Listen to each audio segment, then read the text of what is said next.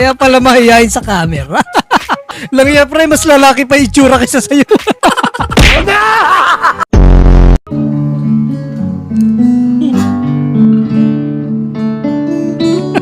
What? Gusto lang makapasa talaga yan. Parang magkaiba yung kulay, no?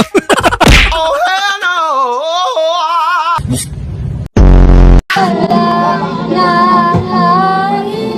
Ang pangarap ko, umiiyak ang puso ko.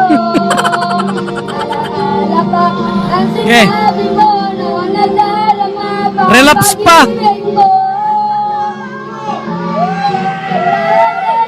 Kita sa aking palasyo.